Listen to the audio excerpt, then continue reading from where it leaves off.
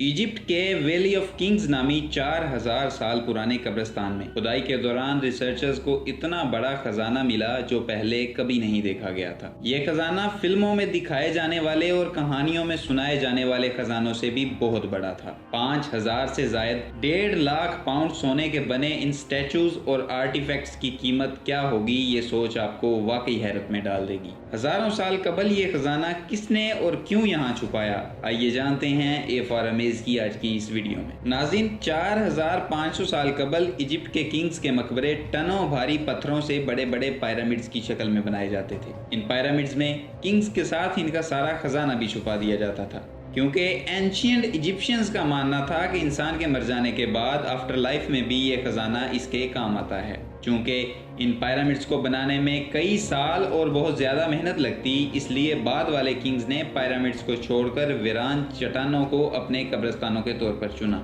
इन कब्रिस्तानों में एक the valley of Kings भी है। वैली ऑफ किंग्स मिस्र के शहर कायरो से 400 मील दूर लाइमस्टोन के पहाड़ों में वाक़या है। यहाँ हर किंग के लिए एक अलग चैम्बर बनाया जाता, जिसमें इसे इसके खजाने के साथ दफन कर दिया जाता। आपको ये जानकर हैरानी होगी कि किंग्स अपने जीते जी ही अपना चैम्बर, अपना डेथ मास्क और अपना कॉफिन तैयार करवा लेते थे, ताकि इनके मरने के फौरन बाद इनको दफन करके चैम्बर को बंद कर दिया जाए। इन तमाम मकबरों को इस तरीके से बनाया गया था कि हजारों सालों में आने वाले बेशुमार जलजलों और सैलाबों के बावजूद ये जमीन की तह में कायम है। किंग्स वैली में आज से 200 साल पहले से खुदाई का काम जारी है। यहाँ इस वक्त तक 65 मकबरे तलाश किए जा चुके हैं, लेकिन हैरत की बात यह है कि इन सब मकबरों में से किसी में भी खजाना मौजूद नहीं था। एक्सपर्ट्स का कहना है चूंकि सबको पता था कि यहाँ खजाना छुपा है, इसलिए वक्तन फवक्तन चोर लुटेरे इस खजाने को लूटते रहे। एक दिन खुदाई के दौरान किंग्स वैली से कुछ ऐसा मिला जिसने सारी दुनिया के रिसर्चर्स को हैरान कर दिया। जी हाँ, 1922 में ब्रिटिश आर्कियोलॉजिस्ट हार्वर्ड कार्टर को यहाँ एक मकबरा मिला जिसके रास्ते अभी भी मुकम्मल तौर पर बंद थे। इन रास्तों से ही अंदाजा हो रहा था कि ये जब से बना है इसके बाद इसमें कोई नहीं आया। जब इस टॉम के दरवाजों से बड़े बड़े और भारी पत्थर हटाकर रिसर्चर्स अंदर दाखिल हुए तो इनको ऐसा मंजर देखने को मिला जिसने इनके हवास घुमा दिए। ये चैम्बर हजारों किस्म के खजानों से भरा पड़ा था। ये ऐसा मंजर था जो इससे पहले कभी नहीं देखा गया था। यहाँ 5000 से ज्यादा सोने के बने स्टैचूज, ज्वेलरीज और बहुत से लिनन के कपड़े भी थे। इन सोने से बनी तमाम चीजों का वजन लगभग 1.5 लाख पाउंड था। इस चैम्बर में एक और दरवाजा था जो दूसरे चैम्बर में खुलता था। जब इस दरवाजे से पत्थरों को हटाया गया तो यहाँ एक और ऐसा मंजर नजर आया जो पहले से भी ज्यादा अजीब था। इस चैम्बर में एक सोने का ताबूत था जिसमें एक सोने का मास्क पहने मम्मी मौजूद थी। इस मम्मी का सिर्फ ये कॉफिन कवर ही 200 पाउंड प्योर गोल्ड से बना हुआ था। इस बरियल चैम्बर की दीवारों पर पेंटिंग भी मौजूद थी जिसके कलर अब तक बिल्कुल ठीक थे। ये तमाम मनाजर बहुत ही हैरानकुन थे, क्योंकि अब तक मिलने वाला ये पहला टॉम था जिसका खजाना इसके अंदर मौजूद था।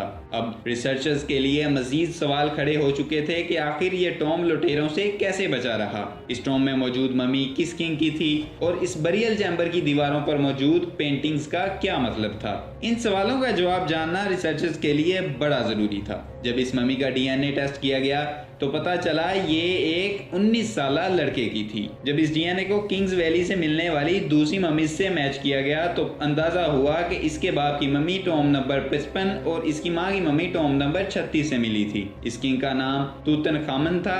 ये अपने बाप के मर जाने के बाद 9 साल की उम्र में किंग बना, यानी ये किंग बनने के 10 साल बाद 19 साल की उम्र में ही मर गया था। अब ये तो पता चल गया कि ये मम्मी किसकी थी, मगर 2 सवाल अब भी ऐसे थे जिनका जवाब समझ में नहीं आ रहा था। इस डिस्कवरी के कुछ देर बाद हार्वर्ड कार्टर, जिन्होंने इसे तलाश किया था, मर गए और टॉम पर रिसर्च का काम रुक गया। फिर जब टेक्नोलॉजी आगे बढ़ी तो एक बार फिर तूतनखामन की मिस्ट्री को सॉल्व करने के लिए रिसर्च का काम शुरू किया गया। एक इजिप्शियन रिसर्चर आलिया इस्माइल ने वाल्स की पेंटिंग को समझने के लिए इनकी बहुत सी तस्वीरें बनाई। फिर इसने इन तस्वीरों को एक सॉफ्टवेयर की मदद से अच्छे से जूम करके देखा तो इनको पेंटिंग ब्रशेस की वजह से दीवारों पर लकीरें बनी हुई नजर आईं। समझ आया कि जब पेंटिंग की गई तब चैम्बर की दीवारों का प्लास्टर अभी गीला था। रिसर्चर्स हैरान थे, आखिर ऐसी क्या जल्दी थी कि पेंटिंग करने के लिए प्लास्टर के सूखने तक का इंतजार न किया गया। जब मम्मी का एक दफा फिर डीएनए टेस्ट किया गया तो रिपोर्ट से एक ऐसी बात सामने आई जो वाकई हैरानकुन थी। पता चला